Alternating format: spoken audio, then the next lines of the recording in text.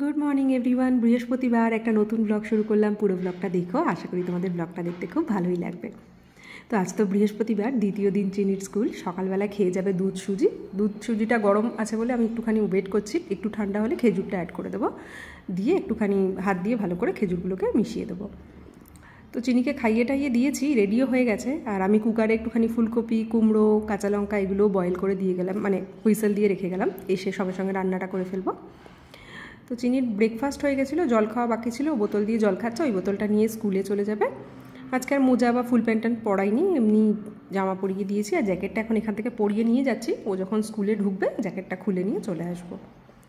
তো আজকাল রেডি হয়ে যাওয়ার পরে না আর ঘরে থাকতে চায় না, খুশি দেখো হাসি, এখন জানে ব্যাগ নিয়ে বেরোবে।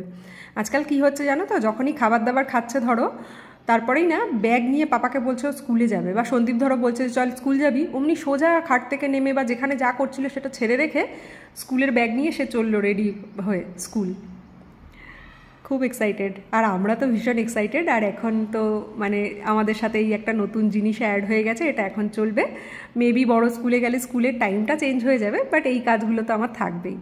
তো আজকে আমি চিনিকে ছাড়তে যাবো ঠিক করে রেখেছিলাম, বাট সন্দীপ বললো যে যখন আমরা রেডি টেডি হয়ে বেরোচ্ছি তখনও বললো চলো আমিও দিয়ে আসি। তো ও চিনি পাপাকেই বাই বাই করছিল, বাট সন্দীপ যখন বললো যে সন্দীপও যাবে, তো সন্দীপ তালা দিয়ে চিনি ওয়েট করছিল ও দরজা দেবে বলে। বাবা তালা দিচ্ছে, ও দরজা দেবে। তো দরজা দেওয়া হয়ে গেছে। আমার টুকটুকি পুতুল একটা, আমি না এই জন্যই চাইতাম জানো তো, আমার জন্য মেয়ে হয়, আমি পুরো পুতুল বানিয়ে রাখবো ওকে, পুতুল খেলবো আমি ওর সাথে। ভগবান আমার কথা শুনে নিয়েছে। তো তারপরে যাচ্ছি হেঁটে হেঁটেই, আজকে আর স্কুটি নিইনি, হেঁটে হেঁটেই গেছি। আর স্কুলের সামনে গেলে নিজেই হাত ছেড়ে না আগে স্কুলে ঢোকার জন্য ব্যস্ত হয়ে যায়, বাট গেটটা তো দেওয়া থাকে, মিস ভিতর থেকে আসে ব্যাগ ট্যাগ নিয়ে নেয়। তো এই আর কি চললো, সব টুকটুকির দল চলে এসছে কুটকুট কুটকুট করতে করতে, সাজুগুজু করে, কি ভাল লাগে না দেখতে। চিনি আবার দরজা দিয়ে দেবে, দেখো স্কুলে ঢুকেছো দরজা দিয়ে দেবে। তো জ্যাকেটটা খুলে নিয়ে চলে এসছি আমি আর সন্দীপ। আর এর মধ্যে সন্দীপের একটা ফোনও এসছে, কারণ ওর তো অফিস চলছে, ওর তো মাঝখানে উঠে গেছিলো। তো ওই আর কি। তো এসে আর দেরি টেরি না করে হাত পা ধুইয়ে আমি একটুখানি রান্না করব পোস্ত, ভেন্ডি আলু পোস্ত। অ্যাকচুয়ালি কথা ছিল ভেন্ডি আলু পেঁয়াজ দিয়ে ভাজবো, তারপরে হঠাৎ করে মাথায় আসলো কি একটুখানি পোস্ত দিয়ে করি, খেতেও ভালো লাগবে। তো এই নিয়ে বেশি পোস্ত দিইনি, একদম অল্প, ওই 1.5 চামচের মতন পোস্ত দিয়ে আর কি করে নিলাম। আর চিনি এসে ফল খাবে, সেগুলো হাতের কাছে গুছিয়ে রাখলাম, লেবু আর আঙুর ফল। আর এগুলো তো আগে যাওয়ার সময় কুকারে দিয়ে হুইসেল দিয়ে রেখে গেছিলাম। তো হাত দিয়ে চটকে নিলেও হতো, বাট কাঁচা লঙ্কায় না হেভি ঝাল, হাত জ্বালা করছে এই কাঁচা লঙ্কাগুলো হাত দিয়ে ডললে, ওই জন্য ম্যাশার দিয়ে ম্যাশ করে নিলাম। আর একটু ধনে পাতারও দরকার ছিল, ধনে পাতা কাটবো। পেঁয়াজ টেয়াজ কাটা হয়ে গেছে। এদিকে ফুলকপির ভর্তার রেসিপি তো তোমাদের সাথে অলরেডি শেয়ার করে দিয়েছি, ইনকেস যদি কেউ রিলসটা মিস করে থাকো এখান থেকেও দেখে নিতে পারো। ওই সর্ষের তেলের উপরে কালো জিরে, রসুন, শুকনো লঙ্কা ফোড়ন দিলাম, দেন একটা মিডিয়াম সাইজের পেঁয়াজ কুচি দিয়ে দিয়েছি। পেঁয়াজ রসুন এগুলো তোমাদের যার যার যতটা পরিমাণের দরকার ততটা ইউজ করে নিও, আর একটু তেলটা বেশি লাগে ভর্তা বাটাবাটি এসব খেতে। তারপরে ম্যাশ করে রাখা ফুলকপি, কাঁচা লঙ্কা, টমেটো দিয়ে ভালো করে নাড়িয়ে নিয়েছি। যেহেতু একটু পাতলা পাতলা থাকে, তো যতক্ষণ একটু মোটামুটি জলটা না টানছে ততক্ষণ একটু নাড়িয়ে নেব। তারপরে ধনেপাতা, গরম মশলা, স্বাদ মতো নুন চিনি দিয়ে নাড়িয়ে নিলেই ব্যাস রেডি। মানে এক থালা ভাত খেয়ে নিতে পারবে একটুখানি ভর্তা দিয়ে, আমি এটা গ্যারান্টি দিতে পারি। আর ওদিকে আমার আলু পোস্ত, ভেন্ডি মানে আলু ভেন্ডি পোস্ত রান্না করা হয়ে গেছে। তো সব পরিষ্কার টরিষ্কার করেই নিয়েছি রান্নাঘরটা। আর আমি যেদিনই যখনই একটু সময় পেয়ে বললাম এত ধুলো না এখানে, তো ওই কাপড় ভিজিয়ে না সব কিছু পুছে টুছে রাখি। ফ্রিজ থেকে একটা দইও বের করে রাখলাম। চিনি টক দইটা খুব একটা ভালো খায় না, বাট এখন যেহেতু আস্তে আস্তে আবার গরম পড়ছে, এমনি ওকে 12 মাসই দিই অল্টারনেট ডেতে বা সপ্তাহে 2-1 দিন। তো এখন আবার আস্তে আস্তে ওই লাঞ্চের পরে 1 চামচ হোক বা মিড মর্নিংয়ে ওকে ওই দুইটা আবার মানে ডেলি চালু করবো, যেহেতু গরমটা আসছে। তো এই সমস্ত করতে করতে ওর স্কুলের টাইম হয়ে গেছে, আমি চলে গেছি চিনিকে আনতে। তো চিনি ওই সব বাচ্চারা বেরোচ্ছে, চিনি ব্যাগ ভিতরে রেখে এসছে, এখনও দোলনা চড়বে। এবার আমাকে দেখেছে, এতক্ষণ দেখেনি, এবার আমাকে দেখেছে, আসবে না বাড়িতে। আর এরা দেখো টুইন্স, হ্যাঁ, আমরা একটা নিয়ে হাঁপিয়ে উঠি, যাদের দুটো ভাবো কি অবস্থা তাদের। তো চিনি টানি হেঁটে হেঁটেই আসছে টুকটুক টুকটুক করে, চুল টুল এলো মেলো করে ফেলে। তো এসে আর ভ্লগ করিনি, চিনিকে খাওয়ানো, স্নান করানো, ঘুম পাড়ানো সব করে টোরে। আজকে সন্দীপ একটু আগে আগে খেয়ে নিয়েছে, ওর ওই সময়টায় মিটিং চলছিল, ও ওখানে বসেই খেয়েছে। তো আমি এখন ফ্রি হয়েছি, এবার আমি খাবো ভাত। তো আমি ওই পোস্ত আর ভর্তা টর্তা নিয়েছি, আর এদিকে না ওয়াশিং মেশিন চালিয়েছিলাম, চিনির জামা কাপড় ভিতরে হচ্ছে, আমি খেয়ে মেলবো, তারপরে আমাদের জামা কাপড় চালাবো। তো এইসব করে টোরে গিয়ে শুয়ে পড়েছিলাম। এখন প্রায় ওই 6টা 10-15 মতন বাজে। তো দেখো একদম পুরো এখন যেহেতু সূর্য তাড়াতাড়ি মানে অস্ত যায়, এরপরে দেখো সুন্দর, আমার বিকালবেলা এই জায়গাটায় আসলে না ভীষণ ভালো লাগে, কি সুন্দর সানসেটটা দেখা যায়। তো তারপরে চিনিকে একটু দুধ খাইয়ে নিয়ে আমরা একটু রেডি হয়ে বেরোচ্ছি। না বেরোলেও হতো, বাট বেরোচ্ছি একটা কারণে, কালকে চিনির স্কুলে মানে আজকে ফ্রাইডেতে না অরেঞ্জ কালার ডে সেলিব্রেট হবে।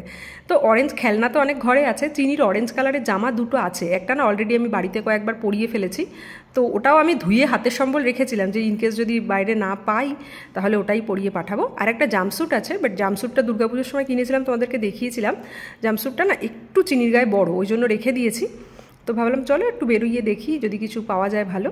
তো বেরিয়ে আমরা সিঁড়ি দিয়ে আসছিলাম, আস্তে আস্তে দেখো না চিনির ওই নিচের ঘরে আন্টির মেয়ে ওটা, ওর সাথে দেখা হয়েছে, তারপরে সামনে আর একটা বাচ্চা যাচ্ছিল ওদের সাথে দেখা হয়েছে।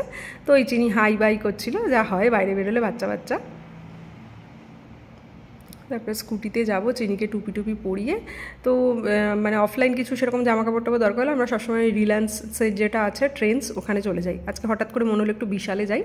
বিশালে কিন্তু ডেলি ওয়্যার খুব ভালো পাওয়া যায় রিজনেবল প্রাইসে।